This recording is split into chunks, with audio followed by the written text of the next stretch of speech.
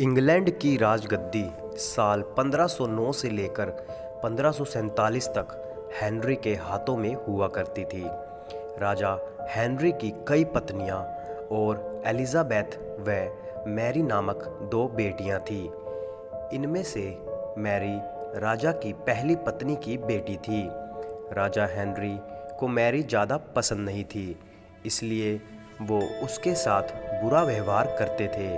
Mary महल के नौकरों के साथ महल का काम करती थी।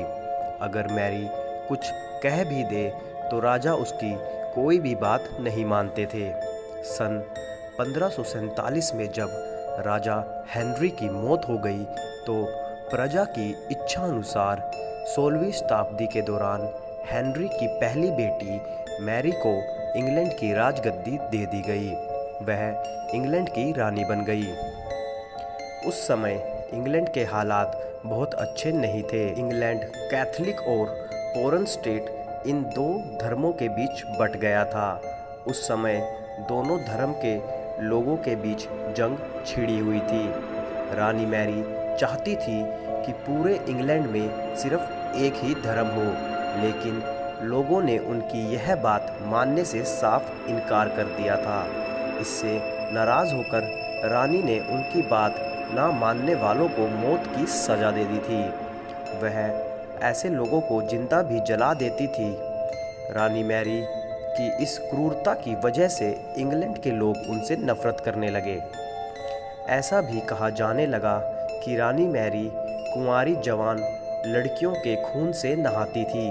उसका मानना था कि उनके खून से नहाने से वह ज़्यादा दिनों तक जवान रह सकती है। कुछ सालों बाद रानी मैरी ने शादी कर ली और कुछ समय बाद इंग्लैंड में एक खबर आई कि रानी मैरी गर्भवती है और जल्द ही उनके राज्य को उनका नया राजा भी मिल जाएगा। इस बात से हर सभी खुश थे, लेकिन उस समय रानी मैरी के साथ बहुत ही अजीब घटना घटित हुई। उनके गर्भ में किसी बच्चे का जन्म नहीं हुआ, बल्कि कुछ ही महीनों बाद रानी मैरी के पेट फिर से सामान्य हो गया। वहाँ के ओझा लोगों ने अपनी तंत्र विद्या से बताया कि रानी मैरी के गर्भ में कोई बच्चा नहीं बल्कि एक भूत आकर निवास करता था। कुछ समय बाद फिर मैरी के गर्भ में वही भूत आकर रहने लगा और वह फिर से गर्भवती हो गई। इस बार भी रानी को कोई बच्चा नहीं हुआ और उस घटना के कुछ ही दिनों बाद रानी मैरी की मृत्यु हो गई। इसके बाद मैरी की छोटी बहन एलिजाबेथ को इंग्लैंड की राजगद्दी पर बैठाया गया और एलिजाबेथ इंग्लैंड की नई रानी बन गई। रानी मैरी की क्रूरता की वजह से इंग्लैंड के लोग उसे एक निर्दयी औरत मानते थे। वहीं जब उसके गर्भ में बच्चे की जगह भूत का निवास होने लगा तो लोगों ने उसे शापित भी करार कर दिया और इसी वजह से उसे लोगों ने ब्लडी मैरी का नाम दिया।